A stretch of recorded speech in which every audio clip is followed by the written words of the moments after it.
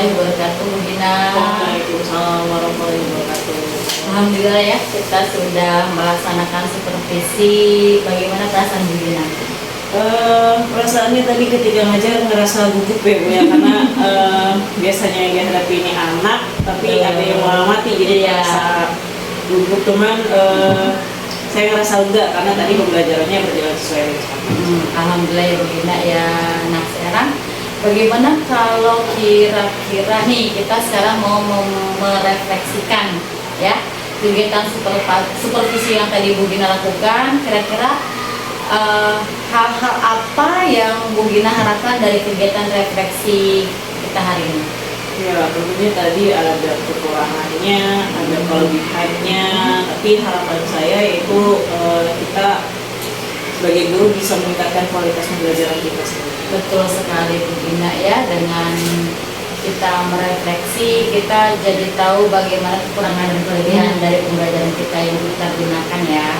Nah sekarang menurut Bu Gina, bagaimana proses pembelajaran tadi? Alhamdulillah Bu, tadi berjalan sesuai rencana ya, tujuan dari pembelajaran yang tercapai, terus pembelajaran berdiferensiasinya juga sudah dilakukan, yang tadi baik individu ataupun kelompok ya, secara bergantian. Namun dari alokasi waktunya yang masih belum sesuai target. Seperti itu ya. Baik, berarti masih kurang dialokasi waktu ya Bu Gina ya. Nah sekarang kalau kita merujuk skala nih ya dari 1 sampai 10, kira-kira Bu Gina itu pada posisi yang keberapa? Skala kayaknya kira-kira 8. 8, baik ya, target berarti menurut Bu Gina tuh masih skala 8 ya. Nah sekarang kalau targetnya Bu Gina mau berapa nih? Target saya itu tadinya 9 atau 9,5 karena saya ngerasa tadi udah sesuai RPP, terus cuman dari alokasinya aja yang belum sesuai, terus tadi pembelajarannya selesai lebih lama dari rencana alokasi waktu. Oh iya, seperti itu ya, karena mungkin praktek membutuhkan waktu lama ya Bu Gina ya. Nah, untuk menutupi atau mencari tahu penyebab itu, kira-kira menurut Bu Gina itu apa?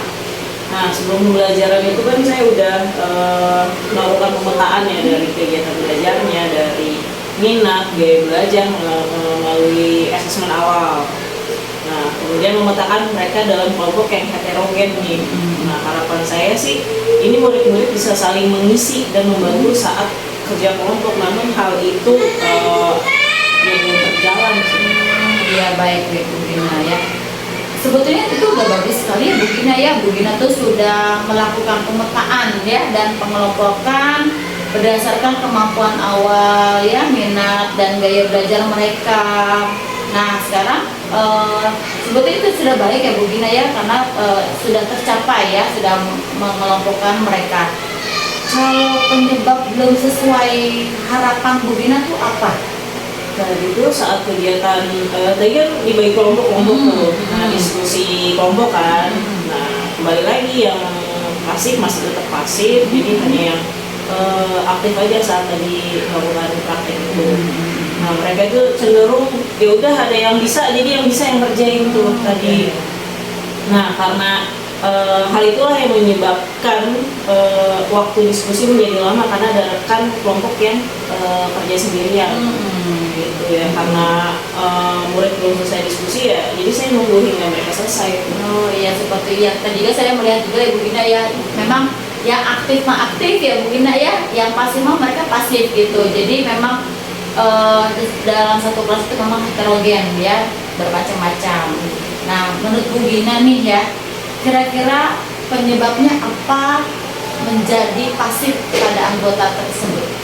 Jadi tuh rata-rata anak-anak kan, jadi sebelumnya saya udah by grup WA nih ngasih tahu bahwa kita akan belajar ini, jadi kalian pahami dulu kerjaan yang akan kita lakukan hari ini. Cuman rata-rata anak merasa santai, besok aja lah udah gitu. Jadi tadi pas ketika pembelajaran anak banyak yang belum bisa.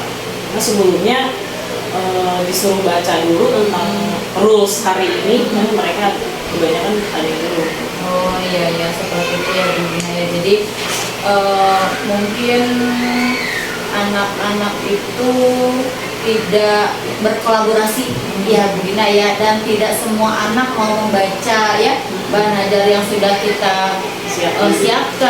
Terus juga untuk menjawab pertanyaan juga mungkin mereka juga belum siap ya.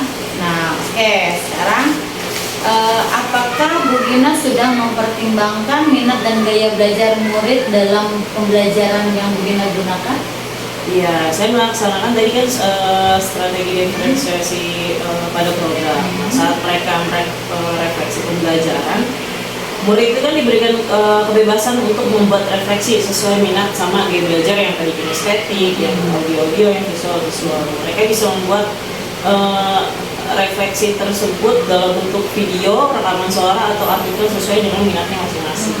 Baik Bu Gina. Hebat sekali Bu Gina tuh, sudah keren ya. Untuk produk hasil belajarnya juga pasti berbeda-beda ya, mungkin ada yang rapi, ada yang kurang rapi ya, seperti itu. Nah sekarang kita kembali lagi kepada bahan ajar ya Bu Gina yang telah tadi Bu Gina siapkan. Tadi Ibu sudah menyiapkan bahan ajar ya. Nah seperti apa betul bahan ajar yang Ibu sudah siapkan tadi? Menyiapkannya berisi bahan ajar untuk pertemuan yang kali ini Bu. Di situ saya pikir mereka harus berliterasi, jadi mereka harus dibiasakan dalam membaca. Baik, betul sekali ya. Sekarang apakah bahan ajar ini untuk semua murid Bu Gina yang Bu Gina lakukan itu, maksudnya tuh semua murid itu tercapai tidak bahan ajar tersebut? Nah, itu dia berdasarkan hasil pengamatan, murid dengan gaya belajar kinestetik dan audio itu tidak tertarik untuk membaca artikel, jadi mereka itulah yang masuk dalam kelompok. Oh iya seperti itu ya Bu Gina ya. Jadi memang anak-anak tuh sangat luar biasa sekali perbedaannya ya. Ada yang memangnya dia bisa mendengar dengan satu kali mendengar tapi dia sudah simpan ya, dan ada juga yang sebaliknya.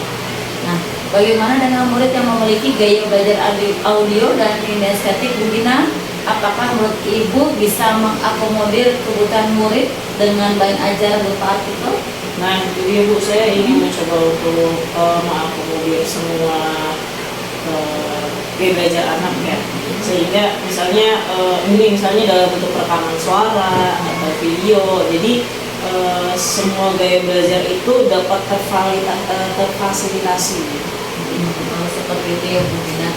Jadi murid yang pasif itu memiliki gaya belajar yang kinestetik dan audio ya.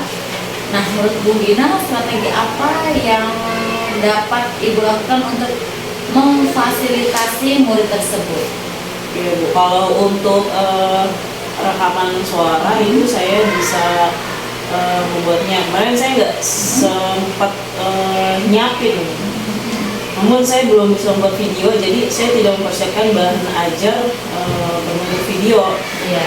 Sebenarnya bisa aja mencari video bahan ajar di internet, tapi tidak ada yang sesuai dalam tujuan pembelajaran saya. Jadi saya mau buat video agar nanti maksudnya saya buat sendiri, nanti akan bisa ke anak, jadi nggak bisa dari internet. Oh iya seperti itu Bu Gina ya. Sebetulnya sudah kreatif sekali Bu Gina ya, hebat gitu. Jadi misal kita bersumber pada Google atau YouTube ya, tapi mungkin tidak sesuai dengan tujuan pembelajaran kita, kita bisa membuat sendiri ya, dan mungkin bisa berbagi ke anak-anaknya, bisa juga ke teman-teman semua. Oke Bu Gina, kira-kira ada hambatan tidak dalam melaksanakan rencana tersebut, dan bagaimana cara Ibu mengantisipasi hambatan tersebut? Jadi hambatannya yaitu ternyata ada beberapa anak yang belum baca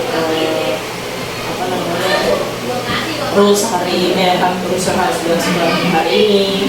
Terus ada aja hal-hal atau peralatan yang lupa dibawa, gitu. Sehingga dengan kekurangan-kekurangan itulah yang menyebabkan alokasi waktu kita jadi mundur. Oh iya seperti itu Bu Gina ya. Itu merupakan sebetulnya hambatan ya, yang tadinya mungkin harusnya cukup jadi mungkin kurang cukup ya atau tidak cukup. Baik Bu Gina, bagaimana kira-kira komitmen Bu Gina terhadap rencana aksi yang akan Ibu lakukan nanti?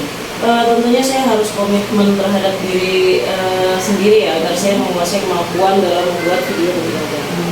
Baik, bagus sekali Bu Gina ya.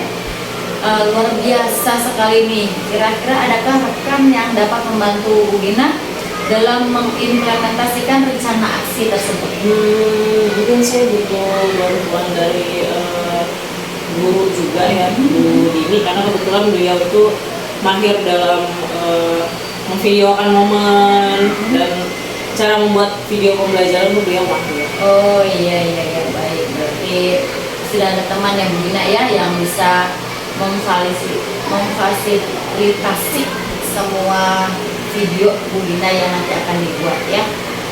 Bagaimana kira-kira tindak lanjut dan percakapan kita hari ini Bu Gina nih? Insya Allah nanti saya akan ngobrol lagi ya dengan Bu Lia setelah saya mengimplementasikan rencana aksi saya. Sebelumnya terima kasih ya Bu, karena setelah bicara dengan Ibu saya menjadi lega dan mendapatkan solusi atas masalah pembelajaran. Terima kasih, sama-sama, kembali kasih Bu Gina ya. Sukses selalu, semoga anak-anak kita menjadi anak-anak yang dewasa, yang mandiri, tercapainya juga tujuan pembelajaran yang akan kita sampaikan ke anak-anak ya Bu Gina ya. Salam sehat Bu Gina ya. Assalamualaikum warahmatullahi wabarakatuh. Waalaikumsalam warahmatullahi wabarakatuh.